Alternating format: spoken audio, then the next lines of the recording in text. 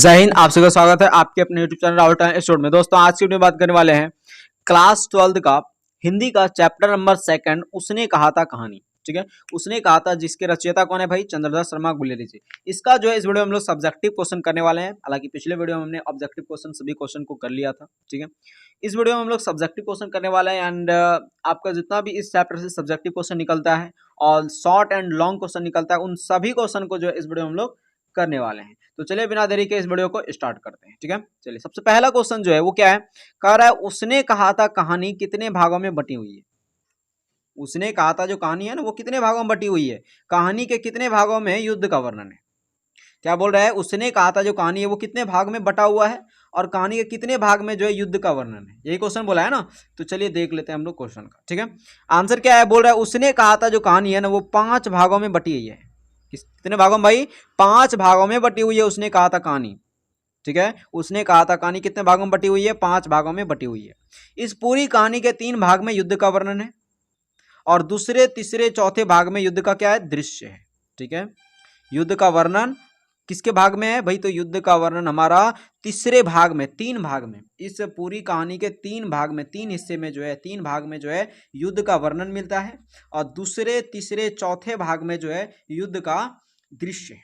मतलब 3 भाग जो है ना वो दूसरा तीसरा चौथा जो भाग है, 5 भाग है ना, 5 भाग में दूसरा तीसरा चौथा जो भाग है उसमें क्या है? युद्ध का दृश्य मिलता है, युद्ध का वर्णन मिलता है। ठीक है, समझ में आ गया?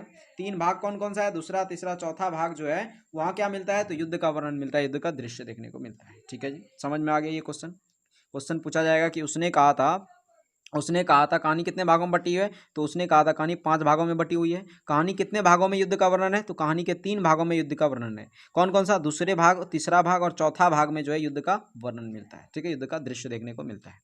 अगला क्वेश्चन देखिए क्या है। अगला क्वेश्चन बोल रहा है कि कल कल देखते नहीं ये रेशमा से गढ़ा हुआ सालू, वह सुनते ही लहाना सिंह की क्या प्रक्रिया हुई। क्वेश्चन क्या बोला है? बोल रहा है कल देखते नहीं ये रेशमा से गढ़ा हुआ सालू, वह सुनते ही लहाना सिंह की क्या प्रक्रिया हुई। अब बात, आप तो अगर कहानी सुने होंगे भाई तो आपको समझ में आ ही गया होगा कि ये कौन बोल रहा है। कल देखते नहीं ये रेशमा से गढ़ा हुआ सालू, वह सुनते ही लहाना सिंह की क्या प्रक्रिया होगी। तो आपको पता होगा, नहीं पता है तो मैं आपको जानकारी के लिए बता दूं कि ये जो बात है ना, ये जो कथन है ना कि कल देखते नहीं ये रेशमा से गढ़ा सालू, ये कथन जो है वही लड़की कहती है जिससे लहाना सिंह जो है टांगे के नीचे आने से बचाता है। ठीक है, जिससे कि बार बार जहाँ मिलते हुए जो है बाजार में, कहीं और दूध वाले के दुकान पे, मसाले वाले के दुकान पे, हर जगह पे बाजार में उससे क्या पूछता है वो लहाना सिंह? पूछता है कि भाई तेरी कुड़वाई हो गई, तेरी कुड़वाई हो गई, ऐसा बार बार उनसे पूछता है और लड़की जिस पर जो है धत कह के भाग जाती है। ठीक है, लेकिन एक दिन ऐसा हुआ कि जब उनसे पूछा कि तेरी कुड़वाई हो गई तो लहाना सिंह को जवाब मिला कि कल देखते नहीं ये रेशमा से गढ़ा हुआ सालू। और वह सुनते ही जो है लहाना सिंह की क्या प्रक्रिया हुई? बहुत ज़्यादा गुस्सा हो गया। वह सुनते ही जो है उसका मतलब होश बोश जो है एकदम पूरा खो गया, शुद्ध बुद्ध पूरा खो बैठा हुआ। तो देखते हैं आंसर क्या लिखे हैं, प्रक्रिया क्या हुई, लहाना सिंह की प्रतिक्रिया क्या हुई। तो यह सुनते ही जो है लहाना सिंह को काफ़ी गुस्सा आया, साथ ही सूद बूद यानी कि आपा खो बैठा हूँ, और जिस कारण वो राह चलते लड़के को नाली में धकेल दिया। राह में चल रहा है, रास्ते में चल रहा था एक लड़का, उसको जो है एकदम नाली में धकेल दिया। साथ साथ खोमचे वाले का खोमचा बिखेर दिया और भी जो है दूध वाले को जो है दूध उड़ेल दिया था। उसने क्या क्या किया था? दूध वाले का दूध भी उड़ेल दिया था। देखिए, कुत्ते को भी पत्थर मारा, दूध उड़ेल दिया दूध वाले का। औरत से टकराई तो उसे अंधा कहा गया। औरत से जब टकराया था तो उसे जो है अंधा का अंधे कहीं का दिखता नहीं है तुमको। ऐसे होते हुए वो किसी तरह से घर पहुंचा। ठीक है, ये हुआ था लहाना सिंह की प्रतिक्रिया। अब देखिए अगला क्वेश्चन क्या है। अगला क्वेश्चन बोल रहा है कि जाड़ा क्या है। क्वेश्चन ध्यान से पढ़िएगा। क्या बोल रहा है? बोल रहा है जाड़ा क्या है? मौत है, और निमोनिया से मरने वाले को मुरब्बे नहीं मिला करते। वजीरा सिंह का यह कथन जो है इसका क्या तात्पर्य है? जाड़ा क्या है? मौत है, और निमोनिया से मरने वाले को मुरब्बे नहीं मिला करते। यह कथन जो है किसका है? वजीरा जी का। और इस कथन का क्या तात्पर्य, मतलब ऐसा कहा है, आखिर उसने क्यों कहा ये कहना। ठीक है, तो देखिए आंसर क्या है। आंसर है कि वजीरा का कहना है कि वहां जहां पे युद्ध मैदान में थे, जहां युद्ध लड़ाई हो रहा था वर्मा में, ठीक है, बोल रहा है वहां युद्ध के मैदान में अत्यधिक ठंडा पड़ रही है। सही बात है भाई, उस समय वहां पे बहुत ज्यादा ठंडा था, जिस कारण ऐसा लगता है कि मानो उसकी जान ही निकल जाएगी। वैसे भी इस स्थिति में इतने लोगों को निमोनिया हो रहा है, वैसे भी इस स्थिति में क्या बोल रहा है, वैसे भी उसकी जान ही निकल जाएगी। वैसे भी इस स्थिति में इतने लोगों को निमोनिया हो रहा है कि उन्हें मरने के लिए वर्गाकार जमीन भी नहीं मिल रहा है। मतलब इतना लोग जो है उस ठंडी के कारण, उसको इतना लोग जो है निमोनिया के कारण मर रहा है ना, कि उससे जो है वर्गाकार जमीन भी नसीब नहीं हो रहा है दफनाने के लिए। समझ में आ गया?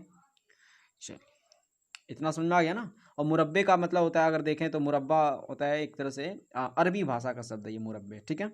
मुरब्बे नहीं मिला करते, मतलब जमीन नहीं मिला करते, वर्गाकार जमीन। मुरब्बे का अर्थ क्या होता है, देखिए यहाँ पे वर्गाकार जमीन जो है वो मुरब्बे का अर्थ है, ठीक है। मुरब्बे का अर्थ वर्गाकार जमीन, तो वर्गाकार जमीन नहीं मिला करते हैं। मुरब्बे का मतलब वो मत समझिएगा कि संपापड़ी वाला या मुरब्बा लेंगे, ठीक है, बोला नहीं। अगला है कि लाहना सिंह के गांव में आया तुर्की मौलवी, क्या कहता है? लाहना सिंह के जो गांव में तुर्की मौलवी आया था, तुर्की मौलवी, वो क्या कहता है? कहता है कि जर्मनी वाले बड़े पंडित हैं। क्या बोलता है वो? लाहना सिंह के गांव में आकर के बोलता है जर्मनी वाले बड़े पंडित है, वेद पढ़ पढ़कर वे विमान चलाने की विद्या जान गए। आप बताइए, ये सब जो है ना एक तरह से मतलब डरावनी बातें किया करते थे, फेंकू चीज, ठीक है, फेंकता बहुत था तुर्की मौलवी। क्या कहता था? बोलता था जर्मनी वाले बड़े ही पंडित हैं, वेद पढ़ पढ़ के विमान चलाने की विद्या जान गया। बताइए कैसा हो सकता है? क्या वेद पढ़ के विमान चला सकता है कोई? नहीं ना। बोल रहा है मंडी में बनियों को बहकाता था, मंडी में वो बनियों को बहकाता था कि डाक खाने से रुपये निकाल लो, सरकार का राज्य जाने वाला है। मंडी में जो बनिया होता था, जो व्यापारी जो होता था, उसको ये बहकाते रहता था कि डाक खाने से रुपया निकाल लो, सरकार का राज्य जाने वाला है, ठीक है। ये कहता था तुर्की मौलवी गांव में आकर, लाहना सिंह के गांव में आकर के, ठीक है। अगला क्वेश्चन देखिए, बहुत इंपॉर्टेंट क्वेश्चन है ये। बोल रहा है उसने कहा था कहानी का केंद्रीय भाव क्या है? केंद्रीय भाव मतलब इसका मूल, मतलब मेन जो है इसका अर्थ क्या निकलता है, इसका रस टोटल क्या है, इसका केंद्र क्या है, केंद्र बिंदु क्या है, मूल पॉइंट इसमें क्या है, वही क्वेश्चन पूछा गया कि उसने कहा था कहानी का केंद्रीय भाव क्या है, वर्णन करें। तो उसने कहा था कहानी में लेखक गुलेरी जी लाहना सिंह के निस्वार्थ प्रेम को दर्शाया है। उसने कहा था कहानी में जो है लेखक चंद्रधर शर्मा गुलेरी जी लाहना सिंह के निस्वार्थ प्रेम को, कौन सा प्रेम को? निस्वार्थ प्रेम को दर्शाया है। लाहना सिंह उस लड़की, कौन सा लड़की? जो कि 8 साल की थी, जिसे टांगे के नीचे आने से बचाया था उसने, ठीक है। तो लाहना सिंह उस लड़की से बचपन में कई बार एक ही बात पूछा। क्या पूछा? तेरी कुंवाई हो गई क्या? और लड़की जो है इस पर क्या कह के भाग जाती थी? धत कहकर दौड़कर भाग जाती थी। क्या है? लड़की धत कहकर दौड़कर भाग जाती थी, जिससे यह स्पष्ट दिखता है कि लाहना सिंह के दिल में उस लड़की के लिए निस्वार्थ और निश्चल प्रेम था, ठीक है। ये चीज है। तो इसका एक केंद्रीय भाव अगर देखें ना, तो लाहना सिंह का जो है वो बात बार बार जो पूछा करती थी, किससे? तो उन्हीं से, यानी कि जो 8 साल की जो लड़की थी, जिसे टांगे के नीचे आने से बचाता है लाहना सिंह, ठीक है। चलिए, और वो क्या कहता है? कहता है इतना ही नहीं, देखिए इतना ही नहीं, इस कहानी का जो केंद्रीय भाग है ना केवल इतना करता था, और इसका प्रेम जो है इतना ही नहीं था, बल्कि उस लड़की के दिए वचन निभाया और अपना प्राण तक की आहुति दे दी। अब उस लड़की का वचन क्या दिया था भाई? तो उस लड़की ने वचन दिया था, जब उनका शादी जो है सूबेदार हजारा सिंह से हो गया था, मतलब लाहना सिंह से तो उनका शादी हुआ नहीं, ठीक है। तो सूबेदार हजारा सिंह से जब 8 साल की लड़की का, उस लड़की का जो है 8 साल की लड़की का जो है सूबेदार हजारा सिंह से जब शादी हो गया, तो फिर एक बार जो है लाहना सिंह छुट्टी पर जो है घर जब आए, तो उसने देखा कि उस लड़की वो पहचान गया, उस लड़की को देख करके, ठीक है, पहचान गया। तो उसने जो है कहा कि, और उनका जो पति और बेटा था बोधा सिंह, हजारा सिंह का बेटा, और उनकी 8 साल की जो लड़की थी उसका जो बेटा था, उसने कहा कि इसे लाहना सिंह से रिक्वेस्ट करते हुए कि जिस प्रकार तुमने मेरी बचपन में जो है टांगे के नीचे आने से रक्षा किया था, ठीक उसी प्रकार अब तुमको जो है मेरे पति और बेटे की रक्षा करनी होगी युद्ध में। और इसी को रक्षा करते हुए जो है वो अपना प्राण तक की आहुति देते हैं, किसके लिए? प्रेम के लिए, ठीक है। उसमें कुछ था नहीं, उसका निस्वार्थ प्रेम था, निश्चल प्रेम था, ठीक है। अगला क्वेश्चन देखिए, अगला क्वेश्चन क्या है, ध्यान से पढ़िएगा, ठीक है। अगला क्वेश्चन दे रखा है कि और अब क्या है, और अब क्वेश्चन है, और अब घर जाओ तो कह देना कि मुझे जो उसने कहा था वो मैंने कर दिया। अब ये कह देना का मतलब क्या, कि जब हजारा सिंह और बोधा सिंह को बचाने की बात लाहना सिंह से जब करता है वो सूबेदारनी, ठीक है, वो लड़की, तो वो बचाता तो है, और उससे बचाते बचाते जो है वो शहीद भी हो जाता है। जब शहीद होने वाला होता है तो उस समय लाहना सिंह बोलता है कि और अब घर जाओ तो कह देना, किससे बोलता है? हजारा सिंह को और बोधा सिंह को बोलता है कि और अब घर जाओ तो कह देना कि जो उसने मुझसे कहा था, उसने मुझसे कहा था मतलब क्या? जो उसने, यानी सूबेदारनी ने जो उससे कहा था वो मैंने कर दिया। इसका व्याख्या करें, बहुत इंपॉर्टेंट है, मोस्ट वीवीआई क्वेश्चन है ये, ठीक है, कि एग्जाम में कई बार ये बन चुका है। अगला क्या है, व्याख्या करने बोला है ना, कि और अब घर जाओ तो कह देना कि मुझे जो उसने कहा था वो मैंने कर दिया। तो प्रस्तुत पंक्ति, सबसे पहले आपको यही प्रक्रिया अपनाना है, लिखना है कि वो पंक्ति कहाँ से लिया गया, किस चैप्टर से लिया गया, उसके रचयिता कौन है। तो प्रस्तुत पंक्ति चंद्रधर शर्मा गुलेरी द्वारा रचित उसने कहा था कहानी से लिया गया है। इतना अगर आप लिख दिए ना, आपको तो एक तरह से बोले अगर 5 नंबर में ही क्वेश्चन, ज्यादातर 5 नंबर में पूछा जाता है, तो 2 नंबर तो आपका इसी में है। अब खाली इतना सा लिख के छोड़ दीजिएगा, 2 नंबर नहीं मिलेगा। लेकिन हाँ, अगर आप इतना लिख देते हैं ना, तो हमको इतना गारंटी देते हैं कि 1 नंबर इसी में आपको मिल जाएगा। क्यों? क्योंकि आप कहानी को कम से कम पहचान लिए कि भाई ये पंक्ति कहाँ से लिया गया, 1 नंबर तो इसी में है आपका। उसके बाद अब आगे क्या है, बोल रहा है सूबेदारनी ने लाहना सिंह को एक दायित्व सौंपा था। सही बात है भाई, लाहना सिंह को सूबेदारनी ने एक दायित्व सौंपा था कि उसके पति और बेटे को प्राणों की रक्षा करना, बेटे के प्राणों की रक्षा करना, और उसने अपना कर्तव्य पूरा किया, और उस कर्तव्य को उसने लाहना सिंह ने पूरा किया था। और वो घायल होने के बावजूद, घायल हो गया था पूरा वो, और घायल होने के बावजूद भी देखिए क्या बोल रहा है, और वो घायल होने के बावजूद सही सलामत उसे गाड़ियों में भेज दिया और खुद वहीं रहे। मतलब वो घायल हो गया था लाहना सिंह, लेकिन सूबेदार हजारा सिंह और बोधा सिंह उनका बेटा उसको जो है सही सलामत कहाँ भेज दिया, गाड़ियों में भेज दिया, और खुद वहीं रहे, घायल की अवस्था में वहीं पे रहे वो। जब सूबेदार अपने बेटे के साथ जाने लगे तो लाहना सिंह ने उनसे कहा कि जब घर जाओ तो सूबेदारनी से कह देना कि उसने जो मुझसे कहा था वो मैंने कर दिया।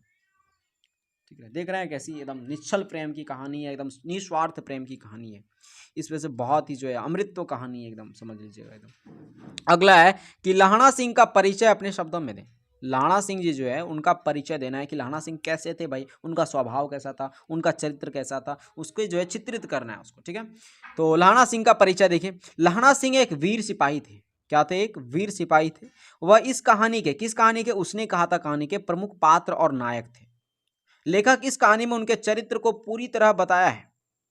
लाहना सिंह का निस्वार्थ प्रेम, वह एक सच्चा प्रेमी थे, निस्वार्थ प्रेम, और वह एक कैसा प्रेमी थे, सच्चा प्रेमी थे। वे मिल नहीं सके, सही बात है भाई, वो मिल नहीं सके थे, लेकिन उसने प्रेम को निभाते हुए, उसने प्रेम को निभाते हुए जो है क्या बोल रहा है, उसने प्रेम को निभाते हुए अपने प्राणों तक की आहुति दे दी।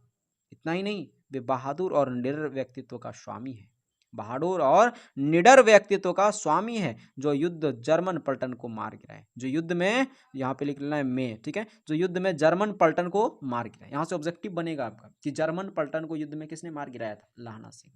ठीक है, ये हो गया आपका बहुत ही इंपॉर्टेंट क्वेश्चन था हालांकि। ठीक है, अगला क्वेश्चन देखते हैं। 7 नंबर क्वेश्चन हमने देख लिया। अब 8वां नंबर क्वेश्चन देखिए क्या है आपके सामने। बोल रहा है कि कहानी के मुख्य पात्र की एक सूची तैयार करें। जितना कहानी में मुख्य पात्र है ना, उसने कहा था कहानी में जो जो पात्र हैं, मुख्य पात्र हैं, उनकी एक सूची तैयार करने बोला है। क्या बोला है? वैसे तो कहानी में लिखना कैसे, ऐसे ही लिखना, याद रखना है आपको। वैसे तो कहानी में कई पात्र हैं, पर जो मुख्य पात्र हैं उनकी सूची निम्न है। क्या क्या है? लाहना सिंह, ये तो भाई नायक है, पहला कहानी का नायक है। ठीक है, नायक नहीं खलनायक हूं मैं ठीक है, ये सबसे पहला नायक है। दूसरा है भाई सूबेदार हजारा सिंह, सूबेदारनी जो कि 8 साल की लड़की थी, जिससे कि हमेशा ये सवाल पूछते थे लाहना सिंह पूछते थे कि तेरी कुंवाई हो गई। वही सूबेदारनी जो कि सूबेदार से जाकर के अंत में शुरू में जो है विवाह कर लेता है, लाहना सिंह से नहीं करता है। ठीक है, बोधा सिंह, अतर सिंह। बोधा सिंह कौन था? सूबेदार और सूबेदारनी का बेटा बोधा सिंह। अतर सिंह, महासिंह, वजीरा सिंह। ये जो है क्या है, कहानी का मुख्य पात्र है। इसके अलावा भी आता है, लेकिन बस ये कहानी का मुख्य पात्र है, आपको ये याद रखना है। ठीक है, अगला हम लोग क्वेश्चन देखते हैं। अब अगला है, इस चैप्टर का सारांश कई बार आपके एग्जाम में बन चुका है कि उसने कहा था कहानी का सारांश लिखें, कई बार बन चुका है, इसलिए इसको जो है नजरअंदाज नहीं कीजिएगा। मोस्ट VVI एक तरह से बोल सकते हैं इसको, मोस्ट VVI क्वेश्चन ये कि कहानी का सारांश। ठीक है, चलिए देख लेते हैं। अगर आपने कहानी पढ़ा है तो आपको आराम से समझ में भी आ जाएगा, याद करने का भी जरूरत नहीं है। लेकिन फिर भी हम जो है यहाँ पे आपको एकदम सटीक शब्दों में पूरे किताब का जो है पूरे उतना 5-6 पेज का निचोड़ हम देने का कोशिश कर रहे हैं। ठीक है, देखिए सारांश में क्या है, बोल रहा है उसने कहा था शीर्षक कहानी, उसने कहा था जो शीर्षक कहानी है चंद्रधर शर्मा गुलेरी द्वारा लिखी गई है, एक अमर रचना है। उसने कहा था, क्या क्वेश्चन ध्यान से पढ़िएगा, बोल रहा है उसने कहा था जो शीर्षक कहानी है वो चंद्रधर शर्मा गुलेरी द्वारा लिखी गई एक अमर रचना है, जिसकी शुरुआत अमृतसर के भीड़ भरे बाजार से शुरू होती है।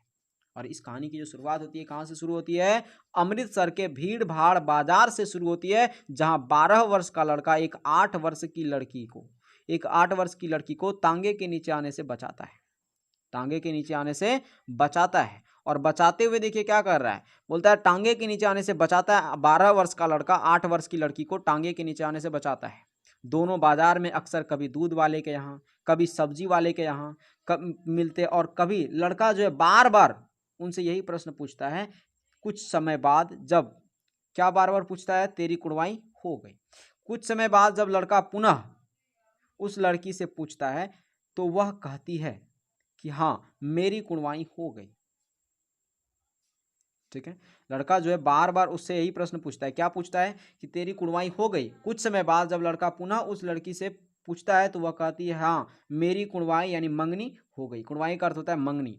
और इस बात से जो है मेरी मंगनी हो गई, ये कौन कहता है, लड़की कहती है जो 8 वर्ष की थी। ठीक है, और इस बात से लड़का उदास हो जाता है, और इस घटना के बाद लड़का जो है सेना में भर्ती होता है और अंग्रेजों की ओर से फ्रांस में लड़ने जाते हैं। सेना में सूबेदार था, लहना सिंह था, वजीरा सिंह था, बोधा सिंह था। इसके बीच प्रेम, शौर्य और मस्ती की चर्चा चलती है।